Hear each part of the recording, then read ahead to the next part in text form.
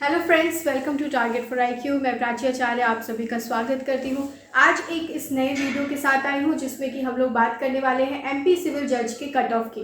तो जैसा कि आप जानते हैं 6 मई को ऑलरेडी एग्ज़ाम कंडक्ट हो चुका है और हमारी पूरी टीम के एनालिसिस के हिसाब से और ऑफिशियल आंसर की भी आपकी आ गई है। उन सारी चीज़ों को एनालाइज करके हम ये निष्कर्ष पर पहुँचे हैं कि हमारा जो ये एमपी सिविल जज का पेपर था वो कम ईजी टू मॉडरेट इसको कह सकते हैं। कुछ क्वेश्चंस जो थे वो थोड़े अनप्रिडिक्टेबल साइड पे थे, कुछ ऐसे केस लॉस थे जिसको कि कभी किसी एक जुडिशियल सर्विस एग्जामिनेशन में नहीं देखा गया था। एनआई एक्ट से भी कुछ केसेस आए थे या फिर आपके प्रोसीड्यूरल लॉ से कुछ केसेस आए थे जो थोड़े से अनप्रिडिक्टेबल थे।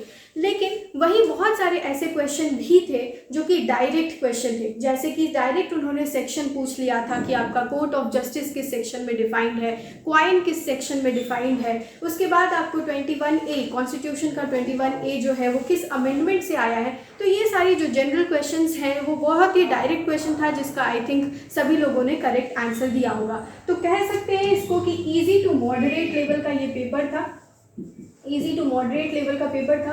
और पोल के हिसाब से, जो स्टूडेंट पोल के हिसाब से या फिर उनसे बात करने के हिसाब से जो हमने एक निष्कर्ष निकाला है और एक अब संभावित जो कट ऑफ निकाला है टारगेट फॉर आईक्यू की टीम से, वो अभी मैं आपको बताऊंगी। आंकड़े हो सकते हैं कि कुछ ऐसे ऊपर नीचे 2-3 नंबर इस तरीके से हो सकते हैं, लेकिन ये हम लोग संभावित जो है आपको कट ऑफ बताने जा रहे हैं। जो भी स्टूडेंट इस कट ऑफ में लाई करते हैं वो अभी से ही मेंस की तैयारी में जुट सकते हैं। तो आइए हम बात करते हैं जो हमारा एक्सपेक्टेड कट ऑफ है उसके बारे में। तो जनरल का जो कट ऑफ है वो 118 से लेके 122 तक हो सकता है, ठीक है। ओबीसी का कट ऑफ जो है वो 115 ±2 रह सकता है।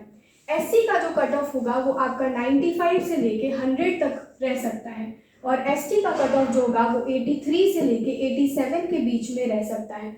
अगर आप इस आंकड़े के बीच में आते हैं, इस जो आपका मार्क्स स्लिप है उसके बीच में आते हैं, तो आप अभी जल्द से जल्द मेंस की तैयारी शुरू कर सकते हैं। टारगेट फॉर आईक्यू टीम भी मेंस की तैयारी में अभी स्टूडेंट्स की एडमिशन लेने के लिए हम लोग आगे बढ़ रहे हैं। तो 10 मई से आपका टारगेट बैचेस भी स्टार्ट हो रहा है जिसमें कि हम एमपी मेंस का प्रिपरेशन करवाएंगे।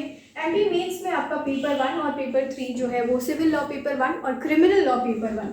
सिविल लॉ पेपर 1 जो है वो आपका पेपर 1 है और क्रिमिनल लॉ पेपर जो है वो आपका पेपर 3 है। उसके अलावा से आपका एक क्रिमिनल लॉ पेपर ये हो गया और उसके अलावा से आपका जजमेंट राइटिंग का पेपर भी होता है। तो जजमेंट राइटिंग के लिए भी आप टारगेट फॉर आईक्यू टीम के साथ जुड़ सकते हैं। उसके अलावा 10 मई से कुछ और बैचेस भी टारगेट फॉर आईक्यू लॉन्च कर रही है जिसमें कि आपका झारखंड जुडिशियल सर्विसेज का भी एक टारगेट बैच चलेगा जिसमें कि हम लोग प्रीलिम्स का तैयारी करवाने वाले हैं।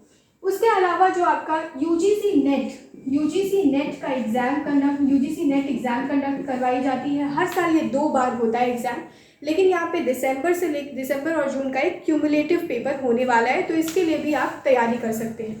आप ज्वाइन कर सकते हैं 7500-110-314 पर कॉल या क्वेरी करके, व्हाट्सएप करके आप क्वेरी ले सकते हैं और ज्वाइन कर सकते हैं। वीडियो के डिस्क्रिप्शन में आपको डिटेल्स मिल जाएगा, सारी इन्फॉर्मेशन मिल जाएगी और आगे डिटेल्स आप 7500-110-314 पर ले सकते हैं। Thank you.